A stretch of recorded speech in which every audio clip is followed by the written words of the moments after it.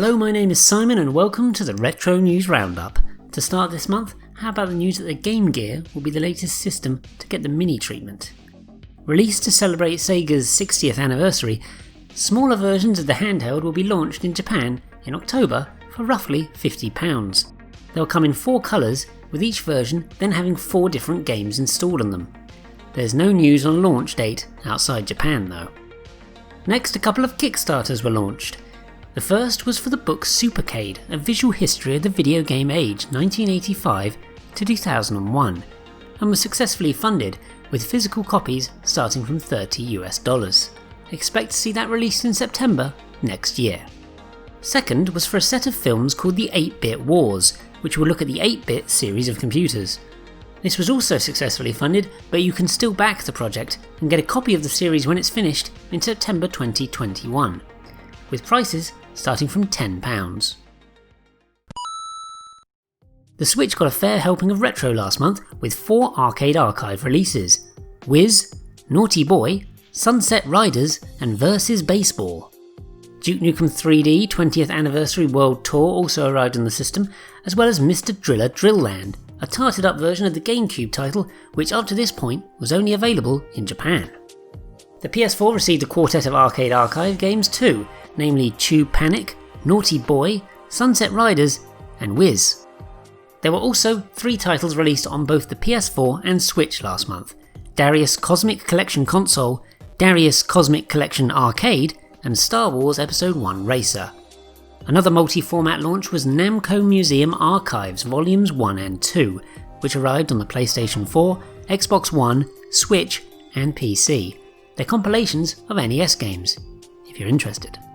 Then to round off things, KO the Kangaroo Round 2 as well as Command & Conquer Remastered Collection landed on Steam.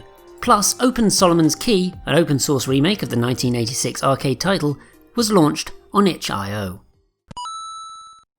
A VIC-20 variant of the C64 was announced last month and will arrive on October 23rd this year, with a suggested price of £110.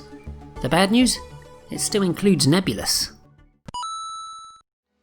As usual, the 8-bit computers did very well on the Homebrew front last month with 6 new titles for the Commodore 64. Storm Chase, Boulder Dash Jr. 4, Mario's Cement Factory, the forever extending Hungry Snake, Zambeezi and the Isle of the Cursed Prophet. The ZX Spectrum wasn't far behind with 3 new releases: Coco and the Time Machine, Rat-a-Tat and Block Z. There was also a trio of titles for the Master System: Candy Kid, The Speckies 2 and Pappy Commando in C++ land. Then to round off this section, Legacy of the Beast roared onto the Atari 2600, Red Sunset burnt onto the Amstrad 128K, Biscuits in Hell chomped towards the Atari XL XE, Blitzways exploded onto the Amiga, and then there were 2 Amstrad CPC games, Dogfight and Sword of Iana. Days of Thunder, an unreleased, never before seen NES title, was unearthed by the Cool Cats at the Video Game Foundation last month. You can read the full story on their site, which is linked to in this video's description. Check it out. Next, there was the news that Clockwork Aquario, an arcade title that was being developed by Westone back in 1992 but never saw the light of day, will be completed and released. There are no details on when it will be finished or what formats it'll arrive on, but still exciting stuff nonetheless. A couple of English language fan translations were completed last month, one for Bahamut Senki for the Mega Drive, and the other for the wonderfully titled Painter Momo Pie on the Game Boy. That's all for this episode then, but thanks so much for watching. Your support really is massively appreciated. So please don't forget to like, comment, share, subscribe, and please do stay safe.